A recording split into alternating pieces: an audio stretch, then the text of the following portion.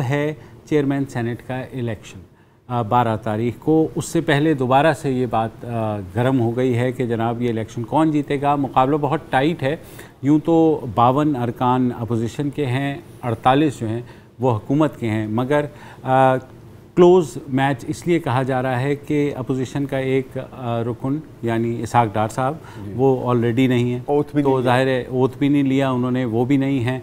उसके अलावा जो है कुछ अरकान के बारे में ख्याल किया जा रहा है कि वो लाजमी ही सादिक संजरानी साहब जो हालिया चेयरमैन हैं उनको ही वोट डालेंगे, क्योंकि इमरान खान साहब ने उन्हें नॉमिनेट किया है और वफाकी वज़ीर दाखिला शेख रशीद ये कह चुके हैं कि ये रियासत के उम्मीदवार हैं। तो ज़ाहिर है जब रियासत बमुकाबला अपोजिशन आ जाए या रियासत बमुकाबला हुकूमत आ जाए तो रियासत ही जीतती है।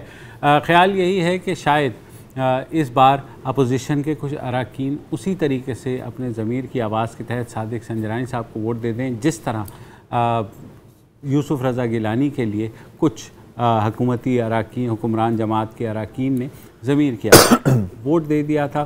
तो वसत साहब इस बार जो है हुकूमत वो ख़ासी नज़र आ रही है कि अब ज़मीर छोड़ें और हम जो है शिबली फराज को आज शाहज़ेब खानज़ादा के साथ में सुन रहा था और उन्होंने बगैर लगी लिपटी के बात की। उन्होंने कहा देखें जी, बात ये कि अभी तक तो हम गेम उसूलों के हिसाब से खेल रहे थे ना, बिल्कुल, लेकिन जो अपोजिशन ने हरकत की है बाद के इलेक्शन में, उसके बाद से ग्लव्स आर ऑफ और हम जीतने के लिए हर वो हरबा या इक़दाम करेंगे जो कि ज़रूरी हुआ।